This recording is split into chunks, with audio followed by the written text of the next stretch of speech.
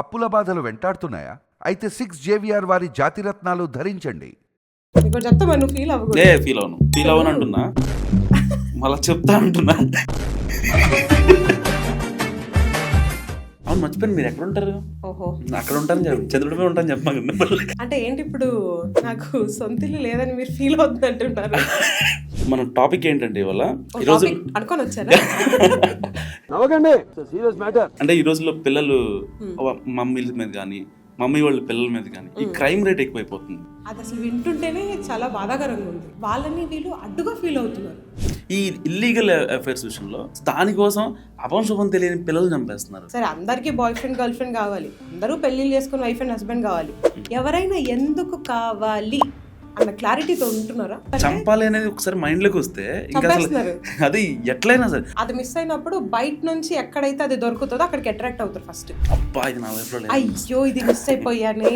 అమ్మాయిలు కావచ్చు అబ్బాయిలు కావచ్చు, ఆ ట్రామాని ఓవర్కమ్ చేయాలంటే అసలు వాళ్ళ పెద్ద టాస్క్. వాళ్ళకి ట్రామా అంటే ఏంటి అనుకుంటున్నారు? ఇంటికి వెళ్ళిన తర్వాత నిద్ర పట్టదు, ఒక దాని గురించి ఆలోచిస్తూ ఉంటాం. అది రిలేషన్ కావచ్చు, లేకపోతే నాకు జరిగిన ఆఫీస్ లో ఏదైనా వచ్చిన స్మాల్ థింగ్ కావచ్చు, అది మీకు కాన్స్టెంట్ గా రీప్లే అవుతూనే ఉంటది. మీకు గుర్తుంటే నీలాంబరి ఆ పెళ్లి వీడియో చూస్తూనే ఉంటది, రిపీట్ రిపీట్ రిపీట్. చాలా మంది రిలేషన్ బ్రేకప్ కావచ్చు, కంటిన్యూ అవుతున్నాయి కావచ్చు, వాళ్ళకి కొన్ని డౌట్స్ వస్తూ ఉంటాయి. ప్రాపర్ గా పక్కాగా ఉండాలంటే అసలు ఎలాంటివి రానివ్వకూడదు. ఎమోషనల్ గా ఇంటెలిజెన్స్ ఉన్న ఏ పర్సన్ అయినా ప్రతి చిన్నది అబ్జర్వ్ చేస్తారు. No regrets. నాకు రిగ్రెట్స్ లేదు, హార్డ్ వెనకాల మొత్తం రిగ్రెట్స్ ఉంటాయి. That is fake. బాధపడుతూ ఉంటారని చెప్పి నేను రీల్స్ చూస్తూ ఉంటా. నిజంగా వాళ్ళు బాధపడతారా? అదే యాక్టింగ్ అనుకోవచ్చా? యాక్టింగ్ నిజంగా చెప్పాలంటే వాళ్ళు అసలు గోల్డ్. నన్ను అడిగితే నీకు తెలుసు కదా నేను అంటే బాధపడతానని, మళ్ళీ అట్లా ఎందుకంటే ఇది దిస్ ఇస్ ఆల్ డ్రామా. అసలు నీకు తెలుసా మనోజ్, అసలు లైఫ్ కోచెస్ కి లైఫ్ ఉండదు తెలుసా? హాయ్, వెల్కమ్ టు మన టీవీ. నేను మీ మనోజ్. ఈరోజు నాతో పాడ్కాస్ట్కి ఒక స్పెషల్ గెస్ట్ ఆడారు. తను ఎవరో కాదు, life coach Srilatha Rakesh Reddy. So మాట్లాడదాం రిలేషన్స్ గురించి, ఇంకా పిల్లల గురించి, రీసెంట్ డేస్లో జరుగుతున్న క్రైమ్స్ గురించి, వాటన్నిటి గురించి చాలా డీప్గా ఇన్డెప్త్గా మాట్లాడదాం. హాయ్. హాయ్, ఎలా ఉన్నారు? I'm good. బాగున్నాను, మీరు ఎలా ఉన్నారు? యా బాగున్నాను, థ్యాంక్ యూ. మన టాపిక్ ఏంటంటే ఇవాళ ఈరోజు అనుకొని వచ్చారా? అంటే ఈ రోజుల్లో పిల్లలు మమ్మీల మీద కానీ మమ్మీ వాళ్ళ పిల్లల మీద కానీ ఈ క్రైమ్ రేట్ ఎక్కువైపోతుంది. పర్టికులర్గా చిన్న పిల్లల చుట్టూనే తిరుగుతుంది అంతా. అంటే వాళ్ళల్లో ఏంటి అసలు మైనస్ ఏంటంటారు? ఈ చిన్న పిల్లలు అన్న టాపిక్ ఫస్ట్ వాళ్ళు ఇలా చేయడం, అది అసలు వింటుంటేనే చాలా బాధాకరంగా ఉంది. అసలు వాళ్ళేంటి, వాళ్ళ ఏజ్ ఏంటి, వాళ్ళ మెచ్యూరిటీ ఏంటి, చాలా చూస్తున్నాం మనం. లెట్స్ సే ఇప్పుడు ఒకరు రిలేషన్లో ఉన్నారని పేరెంట్స్ని చంపడం, అవును, పేరెంట్స్ ఒప్పుకోలేదని వాళ్ళతో వెళ్ళిపోవడం, స్టడీస్లో ఇబ్బంది పెడుతున్నారని సూసైడ్ చేసుకోవడం, ఏదైనా తీసుకోండి, అది రిలేషన్షిప్ అవ్వచ్చు, వాళ్ళ లైఫ్ అవ్వచ్చు, ఏదైనా వాళ్ళకి ఆ ప్రాపర్ గైడెన్స్ రావట్లేదు. It's something is what I feel. ఎందుకు తెలుసా, ఒకప్పుడు మనల్ని ఎలా పెంచారు పేరెంట్స్? చాలా కరెక్ట్ గా, ఇది కరెక్ట్ ఇది రాంగ్, ఇలా ఉండాలి ఇలా ఉండాలి అని చెప్తూ వాళ్ళ కాన్స్టెంట్ గైడెన్స్ మనకు ఉండేది. వాళ్ళు ఎప్పుడు మన మీద ఎన్ని పనులున్నా ఒక కన్ను మన మీద వేసేవారు. పిల్లలు ఏం చేస్తున్నారు, తిరిగిందా లేదా, కనీసం ఒక అమ్మాయి ఎక్కడైనా ఆడుతుంది అంటే ఎవరితో ఆడుతుంది? ఒక అబ్బాయి క్రికెట్ ఆడడానికి వెళ్ళాడంటే ఇంకా క్రికెట్ ఆడుతున్నాడా లేదా ఇంటికి వచ్చాడా లేదా. సో వాళ్ళది కాన్స్టెంట్ గా ఒక అబ్జర్వేషన్ ఉండేది. ఈ జనరేషన్ ఏమవుతుంది, ఫస్ట్ జనరేషన్ సూపర్ ఫాస్ట్ అయిపోయింది, దాంతో పాటు పేరెంట్స్ కి టైం ఉండట్లేదు, వాళ్ళు వాళ్ళ పనిలో బిజీ ఉంటారు, వీళ్ళు వీళ్ళ పనిలో బిజీ ఉంటారు. సో వీళ్ళకి ఆ బాండింగ్ అన్నది రావట్లేదు, మధ్యలో బిల్డ్ అవ్వట్లేదు, అస్సలు అవ్వట్లేదు. That is the main problem ఇక్కడ. ఎప్పుడైతే వాళ్ళ మైండ్ సెట్ ఎలా ఉండాలంటే, ఇప్పుడు నాకు ఏదన్నా ఒక ప్రాబ్లం వచ్చిందనో, నాకు ఏదన్నా హెల్ప్ కావాలన్నప్పుడు వాళ్ళ ఫస్ట్ గుర్తొచ్చే పర్సన్ పేరెంట్స్ అయి ఉండాలి. ఇప్పుడు ఏమవుతుంది, పేరెంట్స్ ని చంపేస్తున్నారు, వాళ్ళని వీళ్ళు అడ్డుగా ఫీల్ అవుతున్నారు. ఈ అడ్డు తొలగిపోతే బాగుంటది కదా, ఈజీ యాక్సెస్. ఈ జనరేషన్ పిల్లలకి ఏమవుతుంది చెప్పండి, ఏది అన్ని ఈజీగానే దొరుకుతుంది, ఏది దొరకట్లేదు వాళ్ళకి. మూవీస్ ఆ నాలెడ్జ్ దొరకట్లేదా, బయట దొరకట్లేదా, నువ్వు కాకపోతే ఇంకొకరు, నువ్వు నచ్చలేదంటే ఇంకొకరు, నువ్వు వద్దనవంటే నాకు అవసరం లేదు అనే స్టేజ్కి వచ్చారు. సో సింపుల్గా అడ్డు తొలగించుకోవడానికి ఏం చేస్తున్నారంటే చంపేస్తున్నారు, లేదా వాళ్ళు ఎస్కేప్ అవుతున్నారు. అంతేకాని ఏంటి ఆలోచిద్దాం, చెప్పి చూద్దాం అన్నది వీళ్ళకి రావట్లేదు. ఫస్ట్ నుంచి ఆ గైడెన్స్ ఇచ్చి ప్రాపర్గా పెంచుదాం అన్న టైం పేరెంట్స్కి. ఇక్కడ బోత్ ఇద్దరిది ఫాల్స్ ఉంది. ఇద్దరిది తప్పే నన్ను అడిగితే. మీరు సరిగ్గా వాళ్ళకి చెప్పి పెంచినప్పుడు వాళ్ళకి ఇలా పెరగాలి ఇలా చెప్పాలని ఎలా తెలుస్తుంది? అంతే కదా, అంతే కదా, as simple as it is. నువ్వు చెప్తేనే వాళ్ళకి అర్థమవుతుంది, అవును. వాళ్ళు చెప్తేనే నీకు అర్థమవుతుంది. కనీసం ఎప్పుడన్నా డేలో అట్లీస్ట్ ఒక 5 to 10 minutes అరే ఏం జరిగిందిరా ఈరోజు అవును అని అడిగే పేరెంట్స్ ఎంతమంది ఉన్నారు? నిజంగా ఈ మాట వాస్తవం. ఎందుకంటే వాడికి స్కూల్లో ఏం జరిగిందో లేకపోతే బయట ఏం జరిగిందో కనీసం అట్లీస్ట్ వచ్చి షేర్ చేసుకోగలిగితే ఆ కమ్యూనికేషన్ బాగుంటది. కనీసం అప్పుడు నువ్వు అది రైటా రాంగా అన్నది అది సెకండరీ, వాడు వచ్చి నీతో షేర్ చేసుకోవాలి కదా, ఫీల్ ఫ్రీగా షేర్ చేసుకోవాలి. ఆఫీస్ లో ఆఫీస్ పని, ఇంటికి వచ్చాక ఆఫీస్ పని. If they are not softwares వాళ్ళకి అది ఇంకా పెద్ద టాస్క్. సో బయట కాల్స్ అంటూ కోఆర్డినేట్ చేసి వాళ్ళకి టైం అయిపోతుంది. వీకెండ్స్ లో వీళ్ళు ఎప్పుడన్నా పిల్లలు రెడీగా వాళ్ళతో స్పెండ్ చేద్దామని ఉన్నా అంటే వాళ్ళు రెస్ట్ లో ఉంటారు. అప్పుడు నాకు వీక్ అంతా పని ఉంది, నేను పడుకుంటాను, ఇంకెక్కడ టైం ఉంది వీళ్ళిద్దరికి బాండ్ రావడానికి? That is the main problem. అక్కడ వాళ్ళకి మీరు ఆ కమ్యూనికేషన్ కరెక్ట్గా చేయగలిగితే పెంచేటప్పుడే వాళ్ళకి రైట్ రాంగ్ చెప్పనవసరం లేదు. వాళ్ళకి మీతో వచ్చి చెప్పుకునే అంత స్పేస్ ఇస్తే చాలు, ఆటోమేటిక్గా వాళ్ళే వస్తారు. అదేంటో మీకు తెలుస్తుంది, మీరు గైడ్ చేయగలుగుతారు. ఈ ఇల్లీగల్ అఫైర్స్ విషయంలో అంటే డాడీ కావచ్చు మమ్మీ కావచ్చు వీళ్ళు కంప్లీట్గా అసలు ఎక్స్ట్రీమ్ అయిపోయి అంటే ఇంకా మాకు వీళ్ళ దగ్గర ఏం దొరకదు, అది ప్యాంపర్ కావచ్చు, సుఖం కావచ్చు, ఇంకోటి కావచ్చు, ఏదైనా సరే దానికోసం అపంశుభం తెలియని పిల్లలు చంపేస్తున్నారు. ముందు మన జనరేషన్లో పెళ్ళిళ్ళు అనేది ఏ బేస్ మీద ఉన్నాయంటే that is needs and responsibilities. So ఇప్పుడు హస్బెండ్ ఒక ఫ్యామిలీకి కావాల్సినవన్నీ సమకూర్చేవాడు, ఒక వైఫ్ అంతే నమ్మకంగా ఫ్యామిలీని, హస్బెండ్ ని, పిల్లల్ని పెంచేది నమ్మకంగా. So that is marriage. వాళ్ళ మధ్యన ఒక పర్పస్ ఉండేది, ఎందుకు మనం పెళ్లి చేసుకున్నాం అన్న దానికి ఒక పర్పస్ ఉంటుంది, ఎందుకు మనం ఒక రిలేషన్ లో ఉన్నాం, మన అండర్స్టాండింగ్ ఏంటన్న దానికి చాలా క్లియర్ మీనింగ్ ఉంటుంది. ఇప్పుడు ఏమవుతుంది, నువ్వు సంపాదిస్తున్నావు, నేను సంపాదిస్తున్నాను, నీ అవసరం నాకు లేదు, నా రెస్పాన్సిబిలిటీ నేను చూసుకోగలను, నువ్వే నన్ను చూడనవసరం లేదు, నువ్వేం చిన్నపిల్లాడు కాదు నేను చూసుకోవడానికి. సో ఇక్కడ నీడ్స్ కానీ రెస్పాన్సిబిలిటీ మీద బిల్డ్ అవ్వట్లేదు. ఇప్పుడున్న రిలేషన్స్ కానీ ఇప్పుడున్న మ్యారేజెస్ కానీ ఎలా అవుతున్నాయి అంటే only because of expectations, emotional connections. సరే అందరికీ బాయ్ ఫ్రెండ్ గర్ల్ ఫ్రెండ్ కావాలి, అందరూ పెళ్ళిళ్ళు చేసుకుని వైఫ్ అండ్ హస్బెండ్ కావాలి, ఎవరైనా ఎందుకు కావాలి అన్న క్లారిటీతో ఉంటున్నారా? లేదు. రీసెంట్గా కరీంనగర్లో ఒక చిన్న కేసు మేడం, వయగ్రా టాబ్లెట్ ఇచ్చి భర్తకు చంపేసింది. అంటే అంత ఎట్లా అయిపోతారు అసలు లేడీస్? నాకు అర్థం అంటే కంప్లీట్ లేడీస్ అనే కాదు, ఇట్స్ ఈక్వల్, బోత్ సైడ్స్ ఉంది. ఈ మధ్య ఈ కేసులో ఎక్కువ అవుతున్నాయి. ఈ మధ్య రిలేషన్షిప్ ఎందుకు సర్వైవ్ అవ్వట్లేదు, చంపాలి అనేది ఒకసారి మైండ్ లోకి వస్తే ఇంకా అది ఎట్లయినా సరే అదే ఆ ఎమోషనల్ కనెక్షన్ ఎప్పుడైతే అది మిస్ అయిపోతుందో, ఒక రిలేషన్ లో emotional connection is very important. అది మిస్ అయినప్పుడు బయట నుంచి ఎక్కడైతే అది దొరుకుతుందో అక్కడికి అట్రాక్ట్ అవుతారు ఫస్ట్. ఎప్పుడైనా ఎఫైర్స్ అన్నది అవతల X% తో ఉండదు, ఆ X% తో వచ్చే ఫీలింగ్స్ తో ఉంటది. వాళ్ళు ఇచ్చే ఎమోషనల్ కనెక్షన్స్ తోనే అట్రాక్ట్ అవుతారు. ఎప్పుడైనా ఒకరు మాట్లాడుతున్నారు అనుకోండి, ఫర్ సపోజ్ ఒక ఇద్దరు పార్ట్నర్స్ కి వాళ్ళిద్దరి మధ్య ఎమోషనల్ కనెక్షన్ లేదు, బాండ్ లేదు, వాళ్ళు బయటికి వెళ్ళారు ఎక్కడో, వెళ్తున్నప్పుడు ఏదో ఒక గ్రూప్ ఆఫ్ కాన్వర్సేషన్ లోనో ఎక్కడో ఎవరో చెప్పింది వీళ్ళకి కనెక్ట్ అయింది, ఓ ఇది కదా నా మ్యారేజ్ లైఫ్ లో లేనిది, వీళ్ళకి ఇది బాగా తెలిసేమో, అయ్యో ఇది మిస్ అయిపోయానే అన్న ఫీలింగ్ స్టార్ట్ అవుతుంది. ఇప్పుడు మీకు అనిపించిందా? Normal just asking. అంటే ప్రతి అమ్మాయికి ఉంటది కదా ఒక, అంటే ఎవరిని చూస్తే అలా ఏం లేదు. నాకు పెళ్ళైంది, నేను అప్స్ అండ్ డౌన్స్ చూసాను, but how much you handle your differences మీద సర్వైవ్ అవుతాయి అన్ని. ఎవరెవరికి కంపాటబుల్ కాదు, అందరు చెప్తారు చూసారా, నీకు చాలా కంపాటబుల్ వాళ్ళు దొరికారు, నీకు అసలు same taste, same coffee, same flower, same, that is a myth.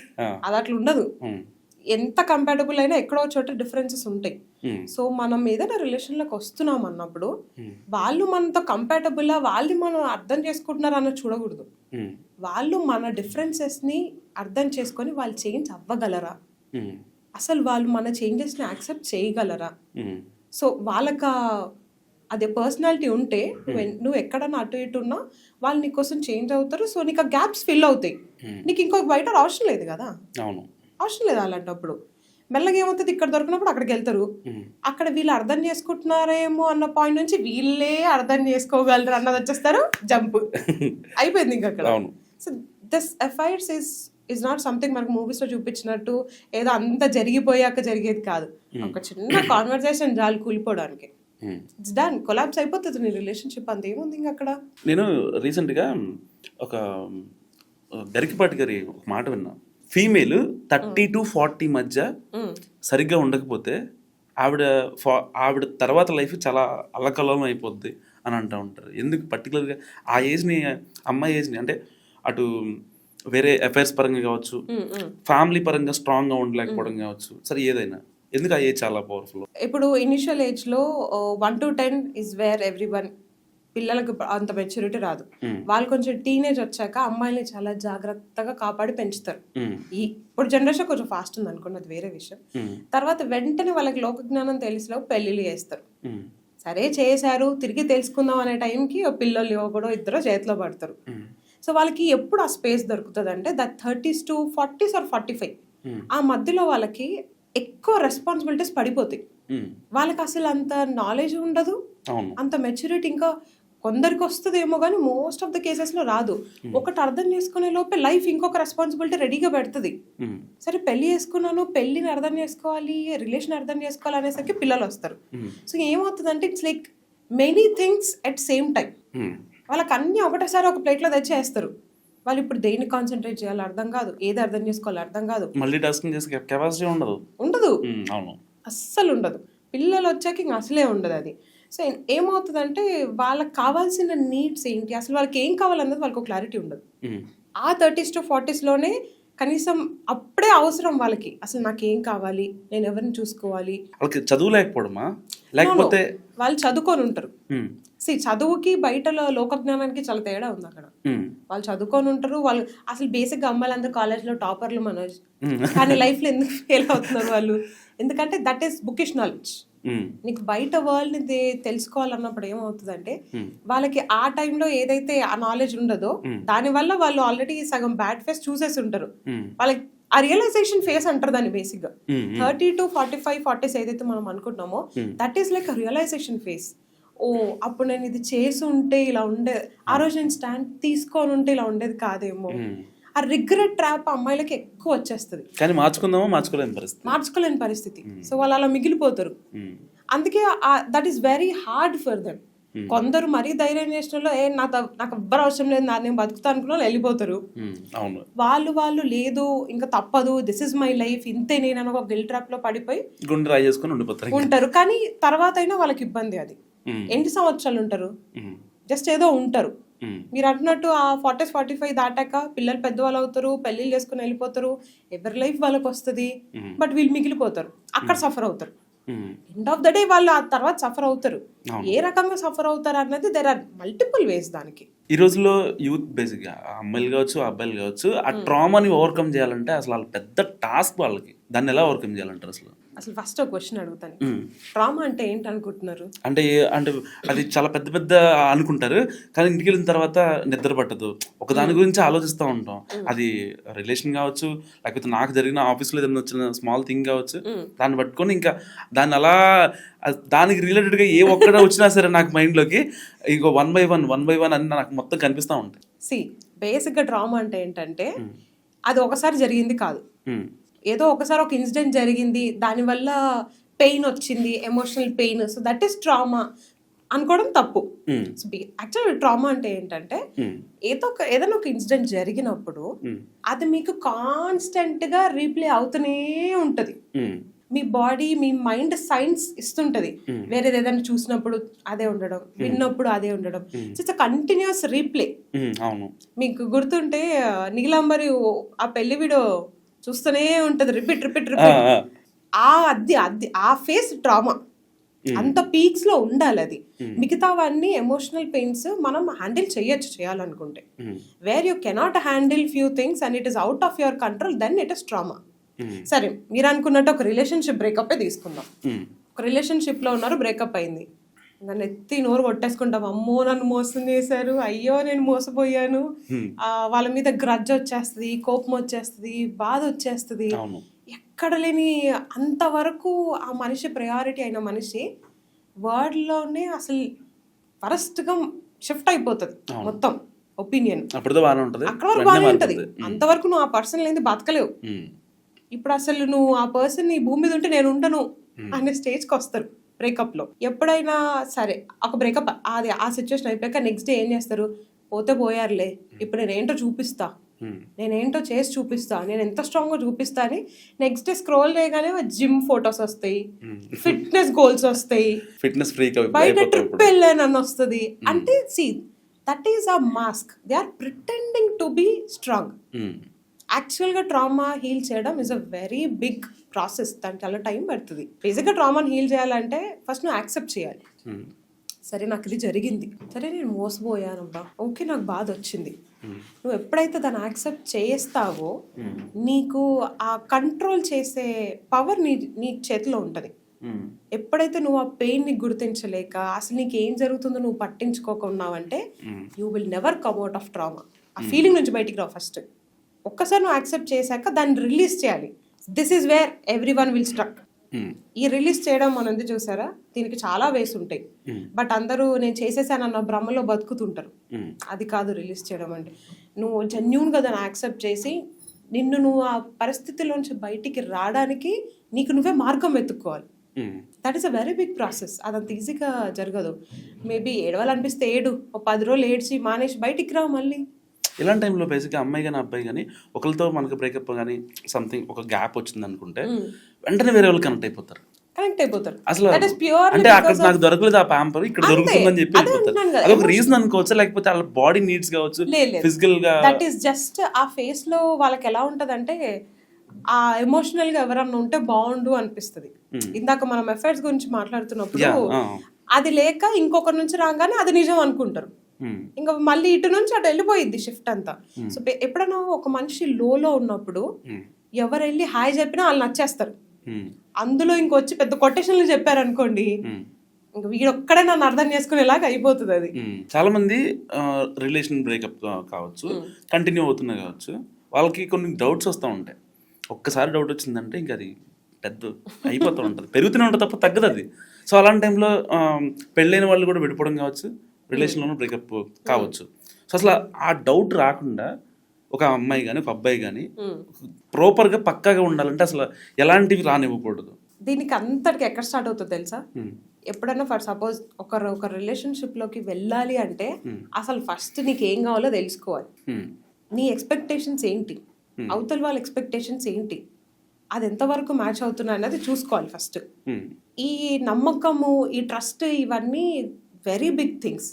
ఇందులో ఏమవుతుంది తెలుసా, తెలియకుండానే మోస్ట్ ఆఫ్ ద కేసెస్ లో మనోజ్ ఒక రిలేషన్షిప్ లో ఎమోషనల్ గా ఇంటెలిజెన్స్ ఉన్న పర్సన్స్ ఎక్కువ ఉంటారు.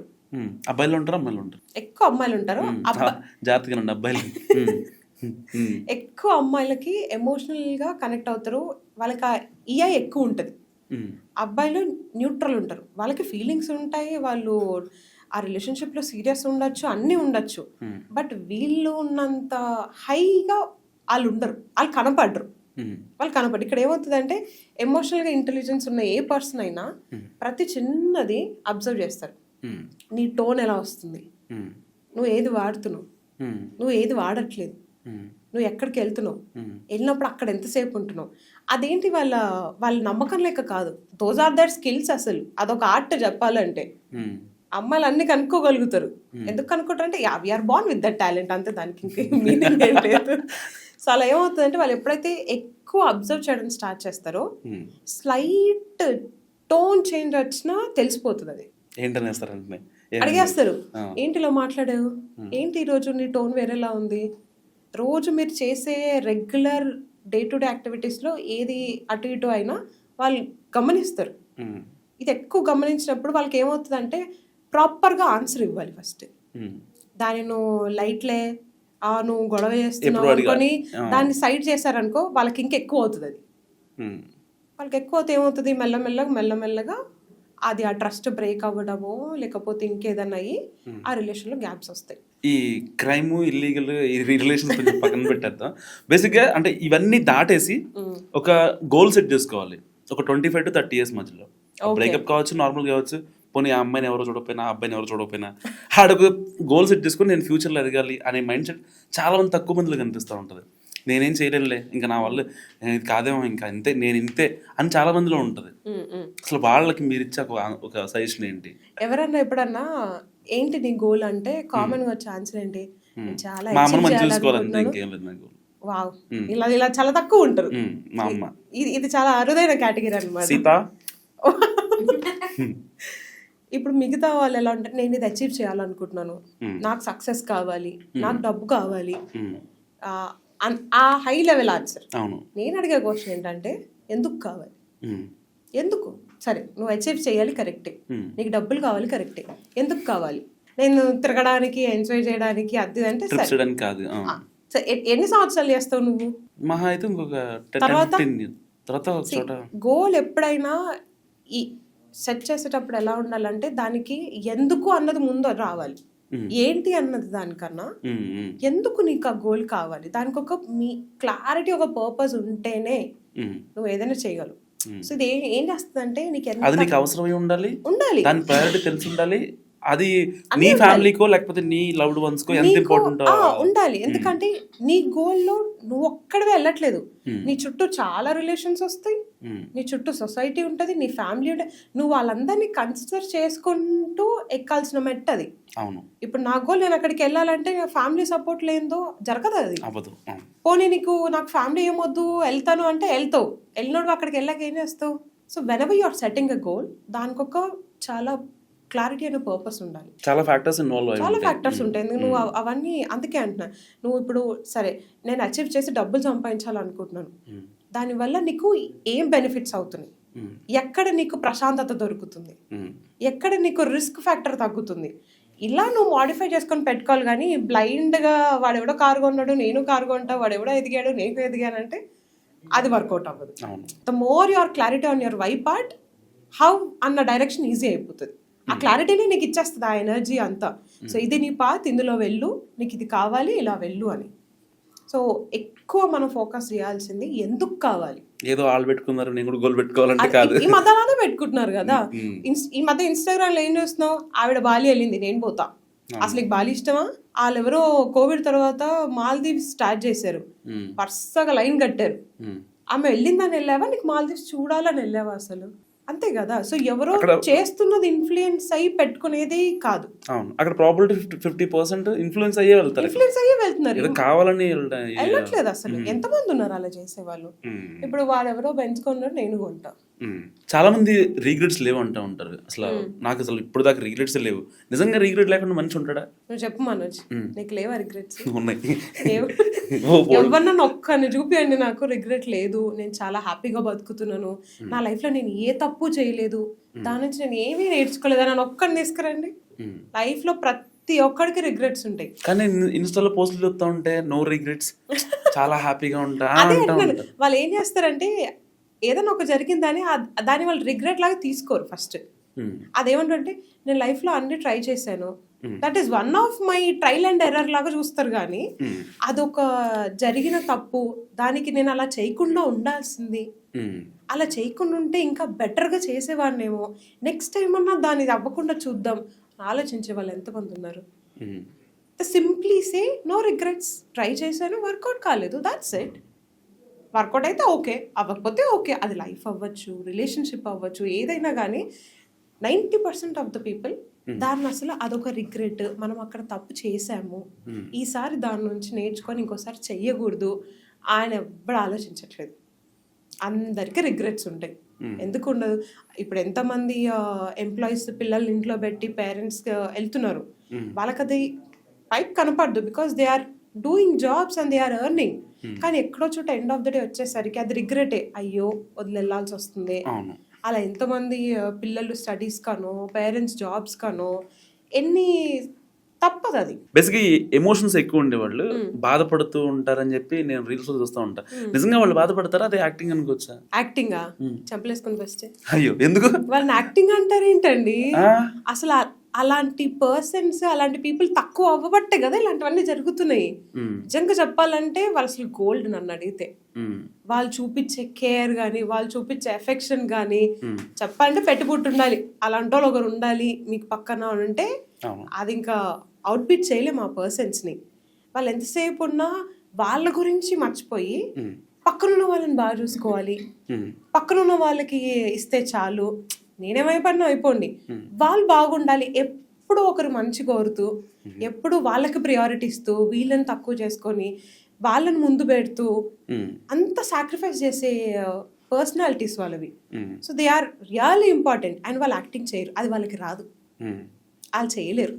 వాళ్ళు ఏ ఎమోషన్ అయినా యాక్టింగ్ చేయలేరు. వాళ్ళకి కోపం వచ్చినా బాధ వచ్చినా హ్యాపీనెస్ కానీ దే కెనాట్ ఫేక్. వీళ్ళలో ఆ రీకనెక్టింగ్ రేషియో కూడా చాలా తక్కువ ఉంటుంది. అంటే ఒకసారి ఇంకా మనం బాధపడ్డామంటే ఇక ఆ బాధలాగే వెళ్ళిపోతూ ఉంటుంది తప్ప మళ్ళీ కలవాలనే ఒక ఇది రాదు. అందుకే అంటున్నా, చాలా జాగ్రత్త చూసుకోవాలి. వాళ్ళకి ఒక్కసారి ఆ మార్క్ పడిందంటే అంత ఈజీగా పోతుంది. They are very sensitive. అంటే ఇప్పుడు నేను ఇంత పెట్టుకొని ఒక పర్సన్ ని నేను చూసుకుంటున్నప్పుడు ఆ పర్సన్ నుంచి బేర్ మినిమం కూడా రాకపోతే ఎలా ఉంటది ఒక మనిషికి? అందులోనూ ఎమోషనల్ ఉండే వాళ్ళకి వాళ్ళకి తీసుకోలేరు అనమాట. సో ఏమైపోతుంది అంటే అది పెరుగుతూ పోతుంది. ఎంత మంచిగా ఉంటారో ఒకసారి వాళ్ళకి బ్రేక్ అయిందంటే ఇంకా వాళ్ళు రీకనెక్ట్ అవ్వలేరు. అందుకే వాళ్ళు ఎక్కువ బాధపడుతారు. ఎందుకు ఎమోషనల్ పీపుల్ ఎక్కువ బాధపడతారు అంటే ఇందుకే మరి దే ఓవర్ గివ్. ప్రతిసారి ఓవర్ గివ్ ఇవ్వడం, ఓవర్ లవ్ ఇవ్వడం, ఓవర్ కేర్ ఇవ్వడం. ఇంత ఓవర్ చేసినప్పుడు అటు నుంచి మినిమం అన్నా రావాలిగా. నువ్వు చెప్పు తప్పేం కాదు మరి. అంతే, ఆ మినిమం కూడా రానప్పుడు it's completely out of hands. వాళ్ళకే తెలియదు వాళ్ళకి ఏం జరుగుతుందో కూడా. ఇందులో ఇంకో కేటగిరీ ఉంది. నేను ఇంత చేస్తున్నాను అసలు నువ్వు నాకు ఏమీ చేయట్లేదని ఒక సైకిక్ క్యారెక్టర్ ఒకటి వస్తుంది. వాళ్ళు ఏం చేయలేవు, ఆ దేవుడు కూడా కాపాడలేడు అనమాట బేసిక్గా వాళ్ళు. That is not emotional. అది జస్ట్ వాళ్ళు ఎమోషనల్ గా ఉన్నాము అన్న షీల్డ్ వాడుకొని వాళ్ళకి నచ్చింది చేయించుకుంటూ ఉంటారు. ఇప్పుడు నేను ఎమోషనల్ గా నువ్వు నన్ను తిట్టకూడదు, ఇప్పుడు నేను చీటికి మాటికి నేను ఏడ్ చేస్తా, నేను సెన్సిటివ్ కదా, నువ్వు నన్ను ఏం అనకూడదు, నువ్వు ఏదన్నా అంటే నేను ఇప్పుడు బాధపడిపోతాను. అసలు నీకు తెలుసు కదా నేను అంటే బాధపడతానని మళ్ళీ అట్లా ఎందుకంటే ఇది దిస్ ఇస్ ఆల్ డ్రామా. ఇది ఎమోషనల్ కనెక్షన్ కి ఎమోషనల్ డ్రామాకి చాలా డిఫరెన్స్ ఉంది. అలాంటి పర్సన్స్ ఎవరన్నా ఉన్నారంటే ప్లీజ్ పక్కకు పెట్టండి. వాళ్ళకి ఎఫర్ట్స్ పెట్టడం కూడా వేస్ట్. నువ్వు ఎంత పెట్టే కొద్దీ వాళ్ళు మళ్ళీ నీలోనే బ్లేమ్ వెతుకుతారు. ఇన్స్టెడ్ ఎవరన్నా నిజమైన గోల్డ్ లాంటి పర్సన్ ఉన్నారంటే మటుకు సేఫ్ గార్డ్. అవును, మర్చిపోయాను, మీరు ఎక్కడ ఉంటారు? ఓహో, అక్కడ ఉంటాను, చంద్రుడిపై ఉంటాను చెప్పమా. లేదు, I was born and brought up in Hyderabad. నా స్టడీస్ అంతా ఇక్కడే జరిగాయి. ఆఫ్టర్ మ్యారేజ్ నేను ఇప్పుడు నర్సరావుపేటలో ఉంటున్నా, గుంటూరు దగ్గర. సో అటు మ్యారేజ్ అయిందని అందరికి హింట్ అయ్యింది. ఇదిగో ప్రూఫ్ అయ్యింది. I'm very happy with my married life also. So just అటు ఒక అక్కడ పనులు ఉంటే అక్కడ, ఇక్కడ వర్క్ పర్పస్ ఇక్కడ, కొద్ది రోజులు అత్తవారింట్లో, కొద్ది రోజులు అమ్మ వాళ్ళ ఇంట్లో, అటు అటు తిరుగుతుంటా. బాగా ఉంటుందా మీకు? చాలా కంఫర్ట్. ఇప్పుడు ఎక్కడ ఉంటారు మీరు? అక్కడ ఇక్కడ? రెండు చోట్ల, అటు ఉన్నప్పుడు అటు, ఇటు ఉన్నప్పుడు ఇటు. రెండు చోట్ల ఉంటారా? అంటే ఏంటి ఇప్పుడు నాకు సొంత ఇల్లు లేదని మీరు ఫీల్ అవుతుంది అంటున్నారు? ఎవరికి కనెక్ట్ చేసినట్టున్నారు మీరు. లేదు, నాకు యాక్చువల్గా రెండు సొంత ఇల్లు ఉన్నాయి. ఒకటి మా అమ్మగారిది, ఒకటి మా అత్తయ్య గారిది. నాకు యాక్చువల్గా రెండు ఉన్నాయి. అయినా మనోజ్, ఓకే ఆన్ పాయింట్ ఉన్నాం కాబట్టి నీకు ఒకటి అడుగుతాను, ఎన్ని ఇల్లులు ఉన్నాయి నీకు? ఒకటే. ఇప్పుడు అమ్మాయిలకి అంటే I'm not judging anything, I'm not offending, it's her point of view, I respect it. But ఈ పాయింట్ లో నా స్టాండ్ ఈస్ కంప్లీట్లీ డిఫరెంట్. ఎలా తెలుసా? కనీసం అమ్మాయిలకి హస్బెండ్ తో ఇష్యూ ఉంటే ఫాదర్ దగ్గరికి వస్తుంది, ఫాదర్ మదర్ తో ఉంటే హస్బెండ్ దగ్గరికి వెళ్తుంది. అబ్బాయిలు ఎటు వెళ్తారు? వాళ్ళకున్నది ఒకటే ఇల్లుగా, వాళ్ళు బార్కి వెళ్తారు. ఇంకా అందుకే పోతున్నాయి మరి ఫ్యామిలీస్ అన్ని. ఎందుకు సంసారాలు చెడిపోతుందంటే ఎందుకే మరి. సి నా పాయింట్ ఆఫ్ వ్యూ అది. ఎప్పుడైనా నేను ఎలా ఆలోచిస్తానంటే అమ్మాయిలది ఒక్కరిదే లైఫ్. నువ్వు ఉండమ్మా దుద్దు అంటావు, బార్ దగ్గర పడుతుంది. అబ్బాయిలది ఒక్కరిదే కాదు, అమ్మాయిలే ఇట్లా అంటే that is I feel it is wrong. ఇద్దరిది లైఫే, ఇద్దరికి ప్రయారిటీస్ ఉంటాయి, ఇద్దరికి ఇల్లులు ఉంటాయి.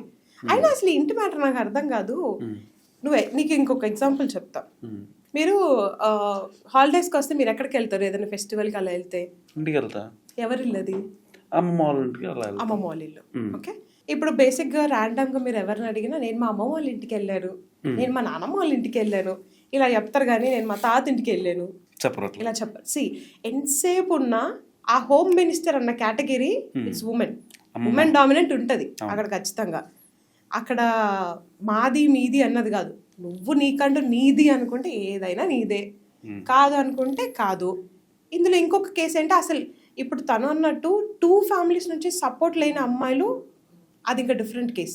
అప్పుడు వాళ్ళంతా వాళ్ళు ఒక స్టాండ్ తీసుకోవాలి, వాళ్ళకి ఏం కావాలన్నది చూసుకొని ఒక స్టెప్ వెళ్ళాలి ముందుకి. అవును. But that is only half కూడా కదా, హాఫ్లో ఇంకా తక్కువ, ఓన్లీ 25% ఆఫ్ కేటగిరీ అది. ద రెస్ట్ అందరు అమ్మాయిలు ఎక్కడో చోట బాగానే ఉంటున్నారు. ఇప్పుడు నువ్వు అబ్జర్వ్ చేస్తే నేను నీకు చెప్పడం కూడా ఇందాక, నేను మా అత్తోళ్ళ ఇంట్లో మా అమ్మోళ్ళ ఇంట్లో అన్నా. అవును. విచ్ మీన్స్ నా ఇల్లే కదా. రేపు నా పిల్లలు ఏమంటారు, నేను మా అమ్మమ్మ వాళ్ళ ఇంట్లో ఉన్నాను, అది నా ఇల్లేగా. మరి గోయింగ్ ఫార్వర్డ్ అది అడ్రస్ ఎలా అవుతుంది, అది ఉమెన్దే ఎప్పుడైనా. ఆడపిల్లకి ఇల్లు లేదా అంటే బోత్ ఫ్యామిలీస్ నుంచి సపోర్ట్ లేనప్పుడు వస్తుంది. అవును. పాపం అబ్బాయిలు మరి ఒకటే ఇల్లు ఉంది, వాళ్ళు ఇంకా ఎక్కడికి వెళ్తారు ఉండేది అలా ఆలోచించుకుంటే బోల్డ్ ఉంటాయి, వాళ్ళ మీద చెప్పుకుంటారండి. జాల వేస్తుంది అసలు ఒక్కొక్కసారి. జాలేం పడక్కర్లేదు, బోల్డ్ ఉంటాయి వాళ్ళకి. She is not wrong but she is not complete అన్నది నా ఫీలింగ్. కాదు మనోజ్, ఇది మాట్లాడుకున్నాం కదా, అవును. నీకు చెప్పనా, ఫీల్ అవ్వకూడదు మరి. కమిటీ సెలవు చెప్తారండి. లేదు లేదు, మ్యారీడ్. ఓకే, నీకు చెప్తా మరి, నువ్వు ఫీల్ అవ్వకూడదు.